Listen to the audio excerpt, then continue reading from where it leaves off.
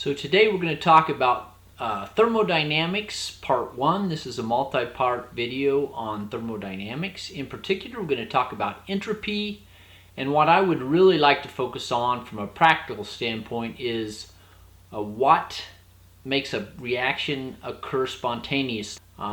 Your objectives today are to look at conditions that give rise to a spontaneous reaction, know how to calculate entropy changes in a reaction, know how to calculate entropy of surroundings from reaction enthalpy, know the relevance of the third law to standard entropy calculations, understand increasing entropy in relationship to number of pieces, molecular complexity, atomic size, change in state, change in temperature, and we're going to talk about some subtle exceptions or some unique situations, the entropy involved in dissolving small highly charged ions, and also a unique situation of dissolving polar solutes in solvents, and understanding the entropy of dissolving gas in solution.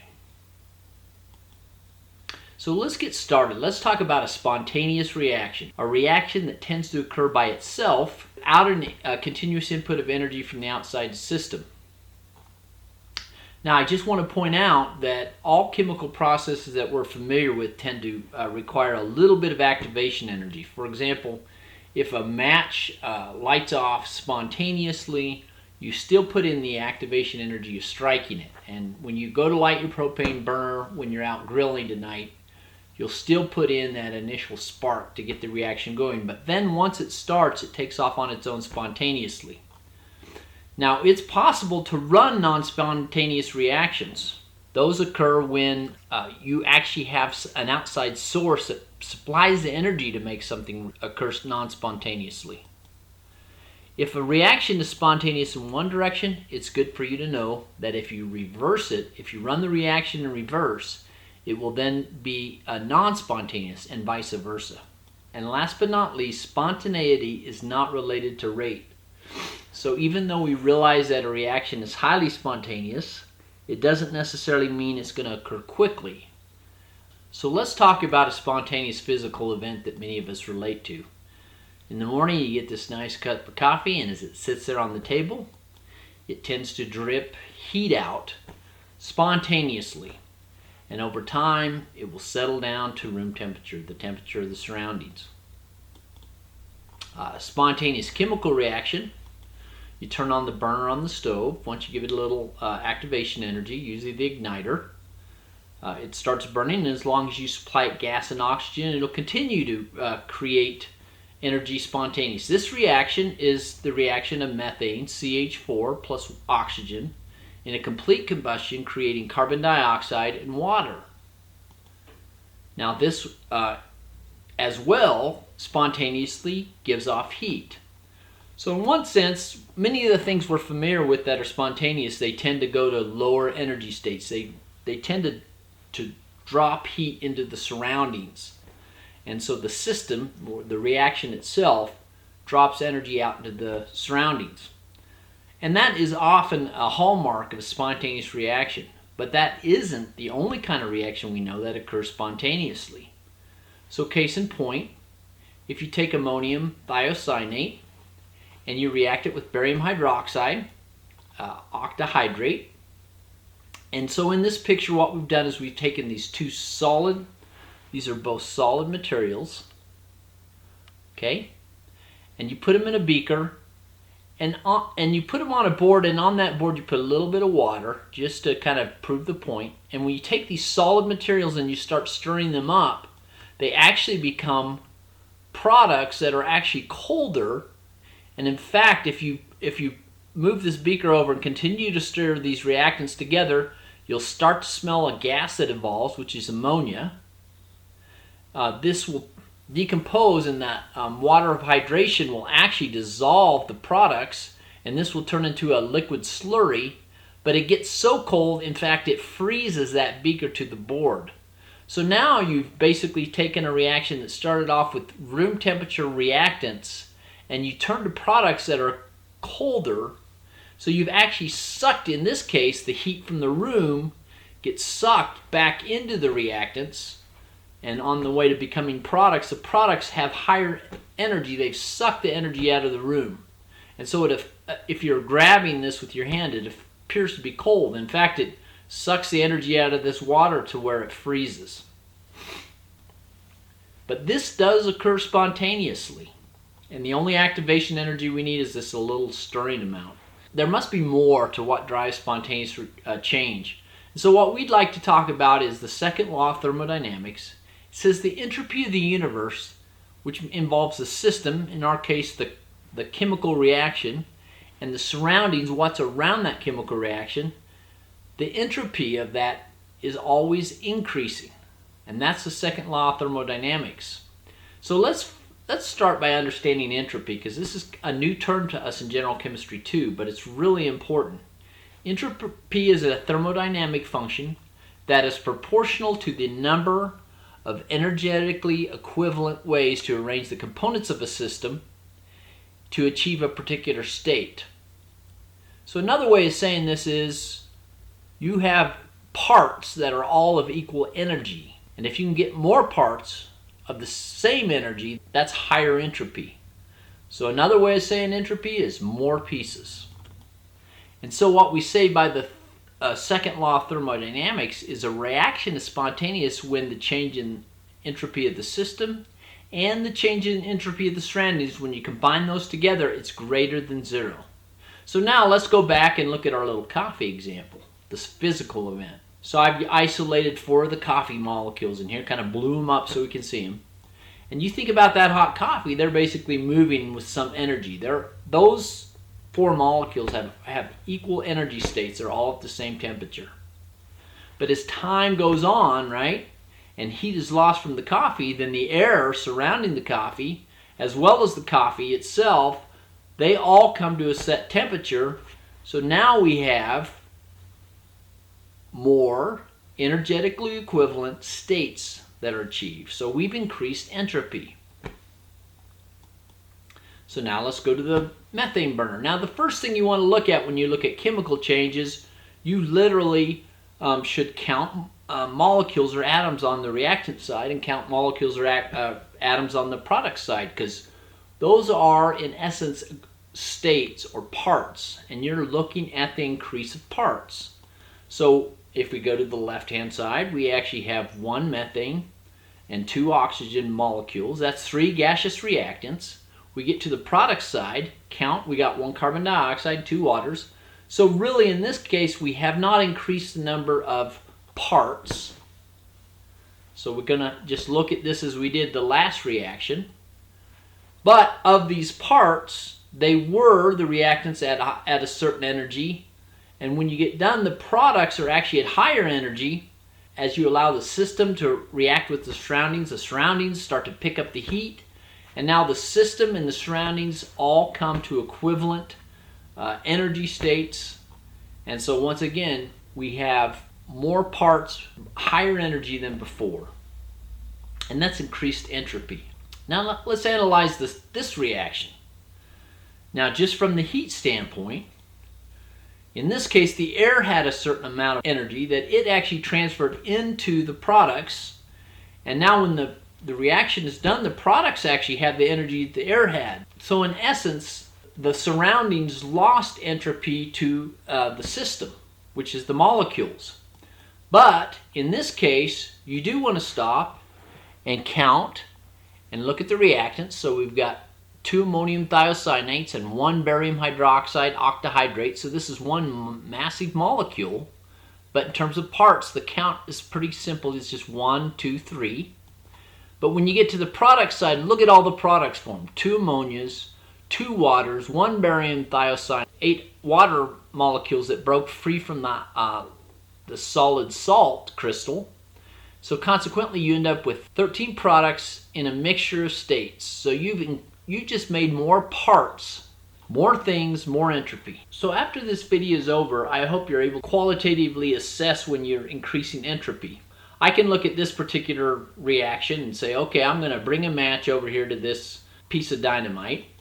And I can assume from what I know about entropy already that I'm going to probably blow heat out into the surroundings. So that's an increase of entropy. But I also know that I'm going to start with so many reactants and have a lot more parts when I'm done. So this is a pretty simple situation to assess that this will occur spontaneously. But what if I needed to exactly calculate the amount of entropy that happened in a reaction, in what we call the system?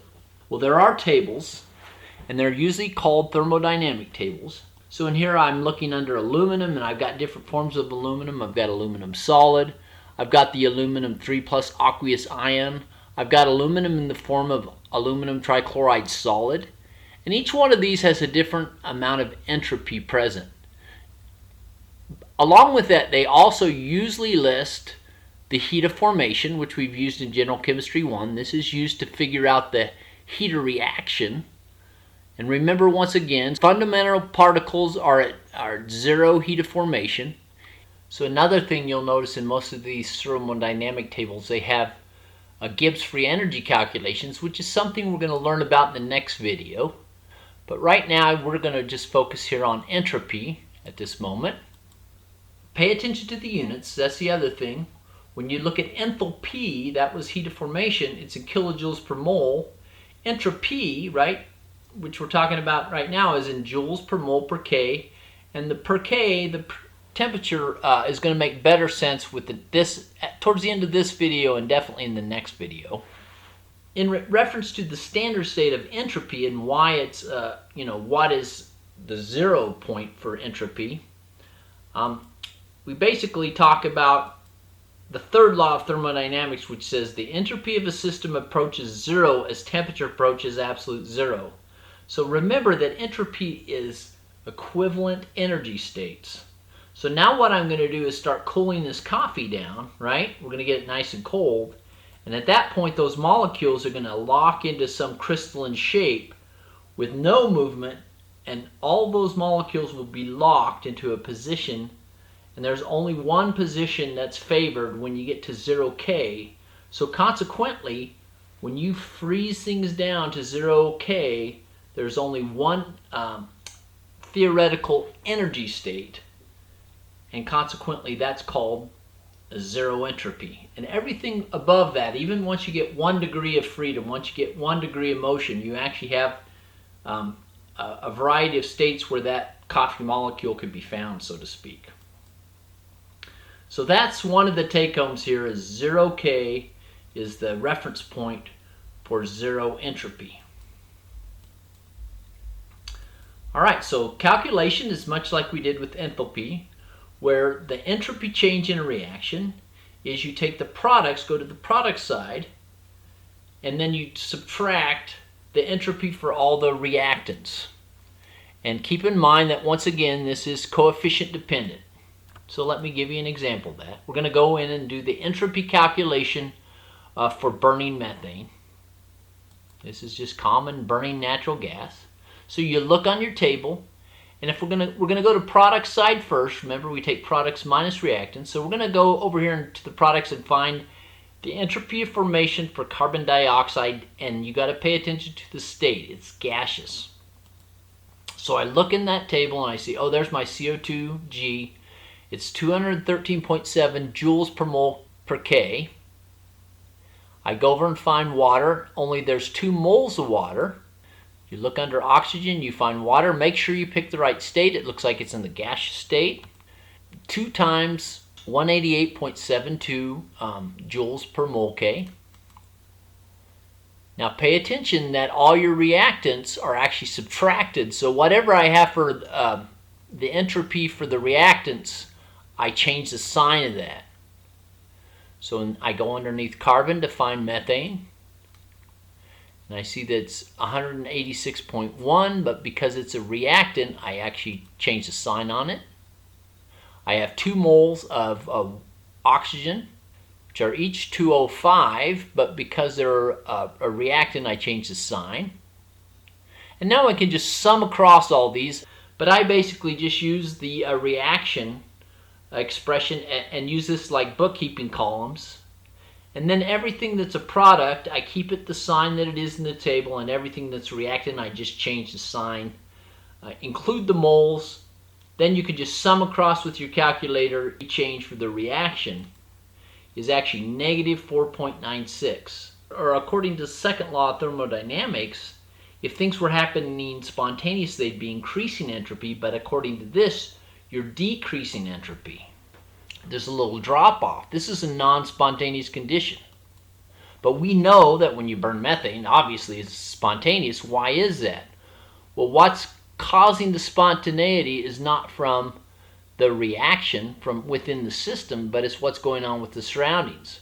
So now, without hand waving, how do you calculate the entropy gain due to heating the surroundings? So according to the first law of thermodynamics, energy is neither created nor destroyed, it only changes form. So in other words, if a reaction loses energy, that same energy is what the surroundings pick up. And all you have to do is change the sign. If it's exothermic to the system, then it's endothermic to the surroundings. If it's endothermic to the system, then it's exothermic to the surroundings. But we do have to keep in mind when it comes to entropy and the number of states, if you start off very cold and you pick up so many joules of energy, it has a bigger impact than if you start off fairly hot and pick up the same joules of energy. So consequently, you somehow have to calculate in the starting temperature. And so the formula for this is you can find the entropy change of the surroundings by taking the energy that was thrown out from the system and divide it by the temperature at which the system or the surroundings started. So with that in mind, we can now go and figure out, okay, how much entropy gain did the surroundings get that was thrown off from the system? So we go in, now we're talking about heat of reaction. We do that from heat of formation, like we learned in Chemistry 1. Go to the same table. Now we're just going to focus on this column over here, where heat of formation column. Go to the products. CO2 is minus 393.5. Pay attention, this is in kilojoules now, though. Okay, this is water gas, so it's 241.8. Now there's 2 moles of that. The fact that it's actually a reactant, so we have to change the sign. So this is minus 74.87. Got to change the sign, it becomes positive. 2 moles of oxygen, but remember this is already the standard state, so there is no change in enthalpy. You sum all the way across, and you get minus 802.2 kilojoules. The system actually lost 802 kilojoules. That means the surroundings picked up 802 kilojoules. And then when you divide it by the original temperature, which was 298 in this case, you end up with 2.69 kilojoules per Kelvin, and that is a measure of the entropy picked up by the surroundings. And if I convert that back to joules and from kilojoules, so I compare it to my last calculation, I know that the surroundings picked up 2,690 joules, and then the system itself lost 4.96 joules in the reaction. So consequently, when you take 2690 minus 4.96, you end up with 2685 joules of entropy gained overall. This is gaining entropy. The universe is gaining entropy in essence. So this will occur spontaneously.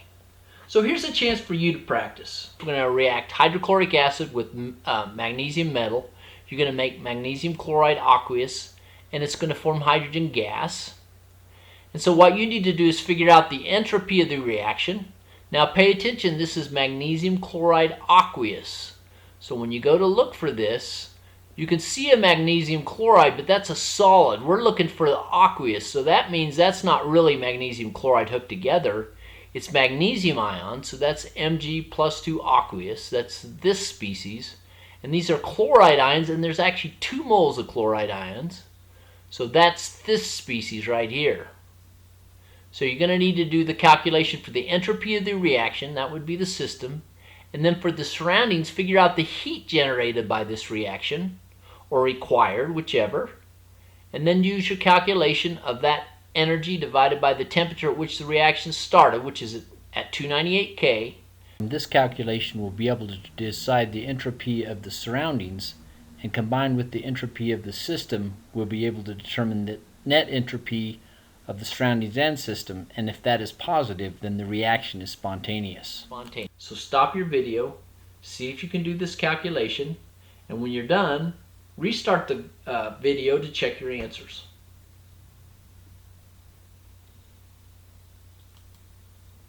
All right, let's see how we did. First off, we're going to do the heater reaction. We're going to basically figure out the heat picked up by the surroundings.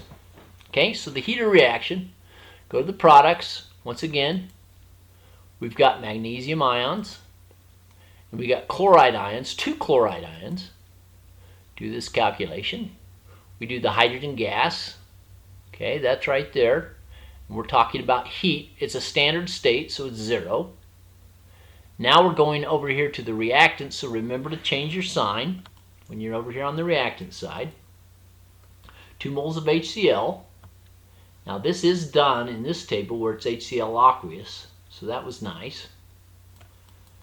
That's a standard state. It's a solid magnesium metal. And now you just sum across there and you get a minus 462 kilojoules. It's an exothermic reaction, which means 462 kilojoules were picked up by the surroundings. So you take that energy, that the exothermic energy thrown off by the reaction, which is the energy that the surroundings pick up, divide it by the original starting temperature is 298, you get 1.55 kilojoules per K of entropy gain by the surroundings. Now we're going to do the actual entropy change of the reaction. So you literally go to the entropy part of the table for each of these components. You go to the magnesium chloride, break it apart the same way. Now you'll notice something I do here. This might help you. Just because I know I'm going to compare the two, I'm going to have to put the two numbers together. I'm going to go ahead and turn these, which are in joules, into kilojoules automatically by moving the decimal over. So the magnesium aqueous ions are 118 joules per mole. So I'm going to put them in as 0.118 kilojoules per mole K. And I go along and do that for magnesium chloride. For hydrogen, I go to the reactant side. Remember to change the sign because these are the minus the reactants. I find the magnesium. I sum all the way across. I actually get a loss of entropy by this reaction of 0.22 kilojoules. I combine these together. Once again, the entropy change total is whatever the surroundings change and the reaction change put together.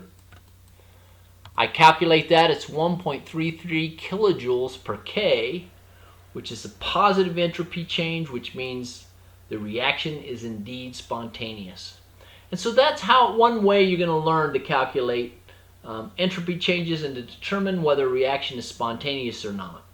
Now keep this in mind. You might want to reference back to this, especially if you're ever in a situation where you're trying to figure out the entropy change to the surroundings. This is a good way to go at it. Now in the next video, I'm going to show you a little more used method to calculate spontaneity, but this will work for this section.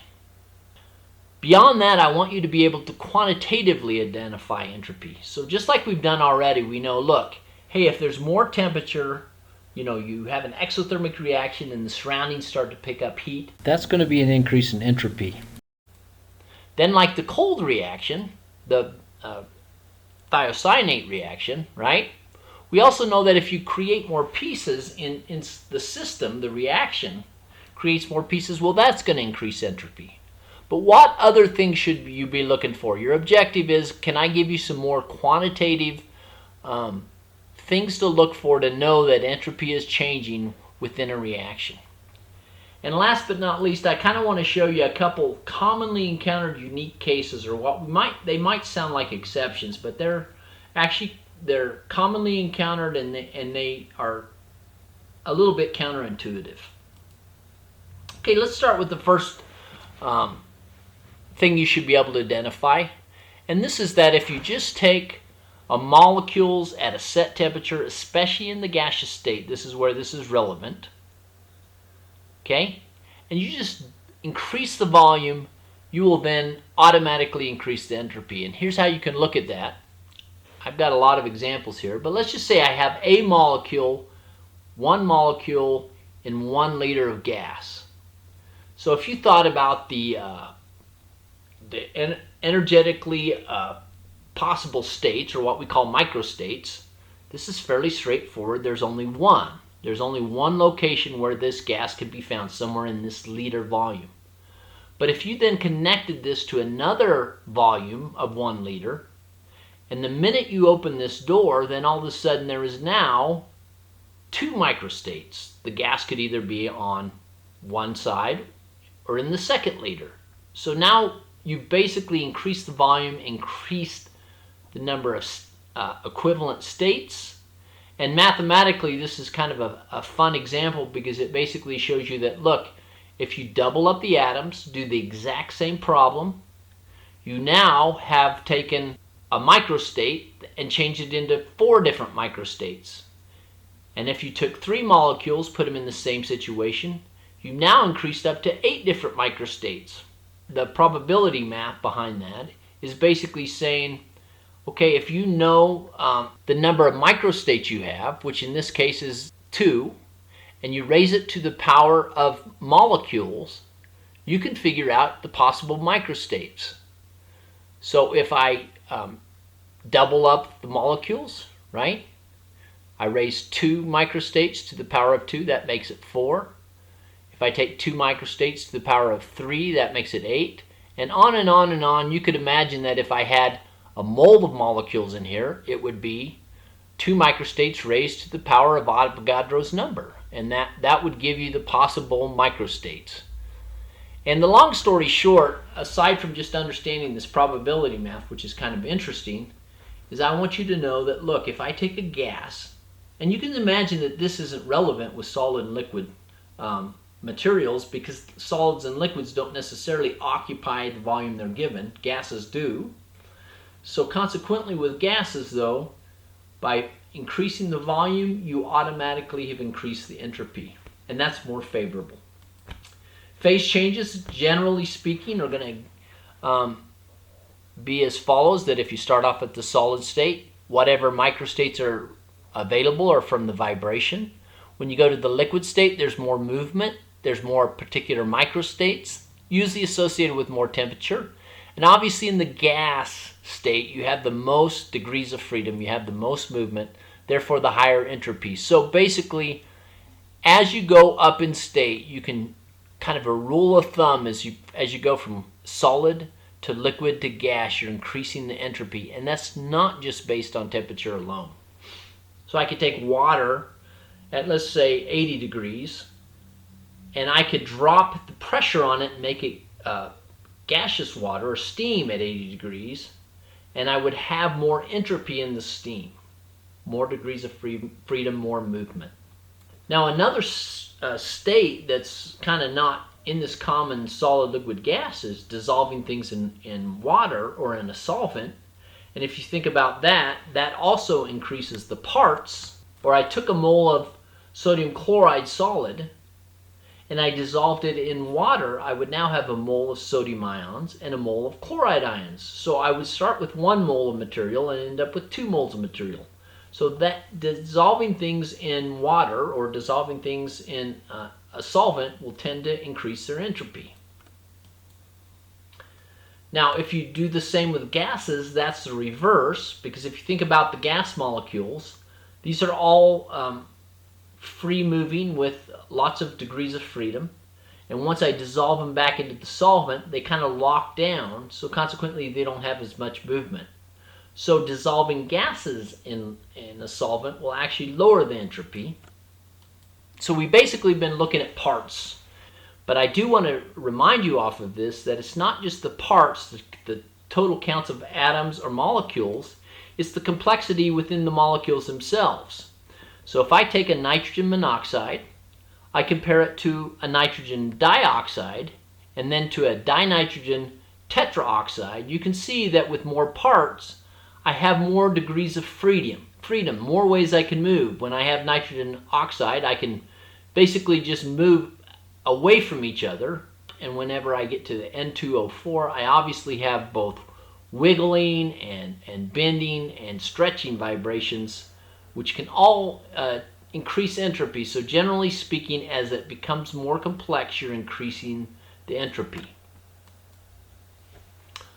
So it's not just parts separate from each other, but it's also moving parts within a single molecule can increase entropy.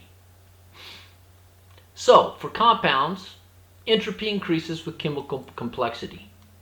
Now here's a table where I've basically taken right off the thermodynamics table, and I'm talking about here the solid state. I go from sodium chloride, basically 2 molecules in the solid state. I go to aluminum chloride, which actually has 4 atoms within the molecule, so the entropy increases. Now I'm going to tetraphosphorus decoxide, which has 14 atoms within the molecule, so obviously the entropy increases tremendously. And here's the entropy measurements of the molecules we just talked about: the nitrogen oxide, the nitrogen dioxide, the dinitrogen tetraoxide, and you can see the entropy increasing. But something that's interesting is if you compare these molecules to these molecules, there's a significant jump in entropy, and that's because I went from the solid to gaseous state. So one of the take-homes here is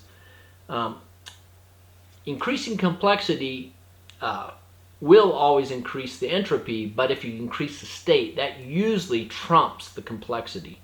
So this is so you can qualitatively compare entropy. Within atoms themselves, single atoms, as you became a larger and larger atoms, there's more electrons, more protons, so there's more molecular movement, more degrees of freedom, so obviously the entropy increases in that way. So if I move down the periodic table within a family, I'm increasing entropy. If I take carbon chains and I start to think about the entropy there, obviously the longer the chain is, the more complex, the more entropy. Now this is interesting because I have a C5 and a C5, and the entropy drops off, and maybe you might say, well, that's because I have less hydrogens, but actually this has to do with structure, and sometimes with organic chemicals you need to see the structure, or with covalent compounds you need to see the structure, because what happens here is I took a straight chain and I connected both ends, so that took the degrees of freedom out of both of these ends, and consequently it lowered the entropy. So kind of the rules of thumb: I'm increasing size, I'm going to be increasing entropy. If I'm increasing complexity, I'm increasing entropy. But if I take a chain and I lock the ends, I bring it into a ring, I lower the entropy. And here's a couple unique conditions of things to watch out for. So we're going to work our way across here. So as we expect, we go from sodium chloride to aluminum with 3 chlorines, and that increases the entropy, as we'd expect. And then we go up here to methanol, which has a lot more parts than 4, right? We've basically got 4, 5, 6 parts, and we increase the entropy still yet. But here's a kind of an exception you got to watch out for. What happens when you drop them into solution? Well, sodium chloride, as you expect, would dissolve up, and so now we have a sodium and chlorine ion. So that would increase entropy. That's what we expect.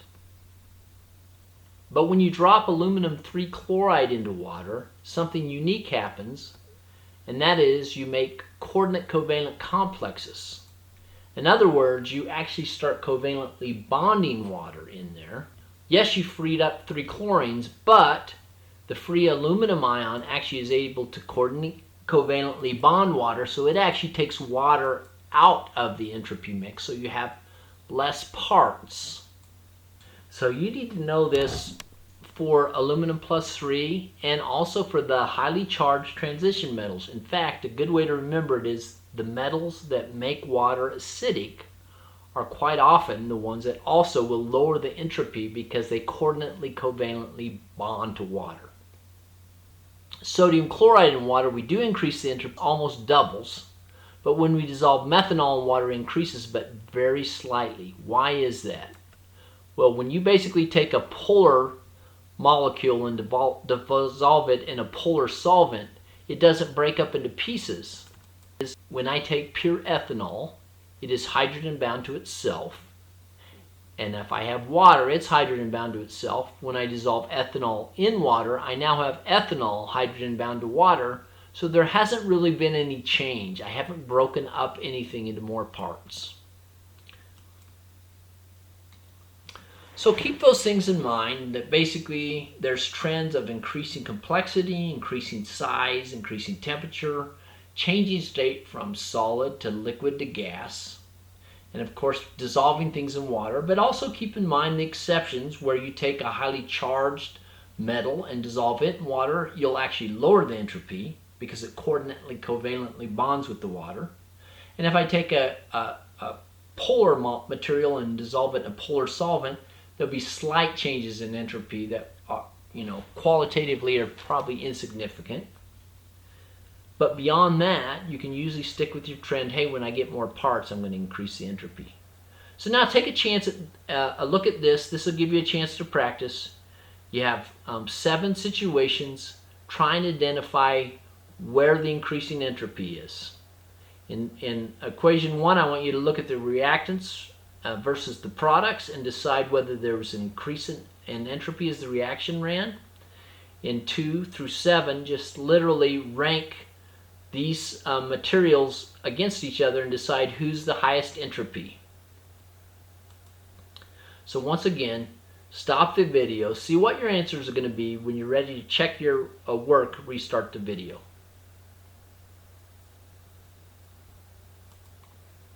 Okay, let's see how you did. In the first reaction, if you want to quantitatively decide whether this is going to increase entropy, always count parts. So I have 2 parts on the reactant side and 2 parts on the product side. So in terms of parts, there's no reason that I would think anything changed with entropy. But in this case, I have a gaseous reactant and a solid reactant. And in this case, I have 2 gaseous reactants. So knowing that gaseous reactants are of higher entropy than solid reactants, I would assume that this is indeed increasing entropy. Okay, let's go to this listing and select the species with the highest entropy. Go to the periodic table, and you can see that as you go down the family from helium to argon to krypton to xenon, you're going to be increasing entropy. So the largest atom wins. And here, when you get to the water, different states of water, it's basically going for the trend with the highest entropy, which is the gaseous state. Here you basically have ionic compounds, and this one is covalent. So we know covalent things don't break up into pieces, ionic things do. So now we're going to just count pieces, and you're probably going to have higher entropy with calcium chloride breaking up into 1 calcium and 3 chlorines. Here you might make the same assumption because there's 4 parts here versus 2 parts, but hopefully a little red flag goes on and you say, wait a second, that's aluminum 3+. When you dissolve that in water, it actually covalently bonds the water, so that's going to lower the entropy. So the sodium chloride should be the higher entropy situation here. Here you basically have more complexity, with the most complex being the highest entropy. So here you have a 4-carbon chain, and here's a 6-carbon chain, and here's another 6-carbon, but it's a ring. So we remember that whenever you ring up these hydrocarbons, it actually lowers entropy. So the longest chain wins. So this is called normal hexane. I hope that this has helped you introduce you to entropy. First off, what entropy is. Know that increasing the entropy of the system and the surroundings is a spontaneous reaction. So an increase of entropy leads to spontaneity. I hope you're able to qualitatively decide when situations are increasing entropy. And finally, I hope you're able to actually quantitatively calculate entropy based on a thermodynamic table.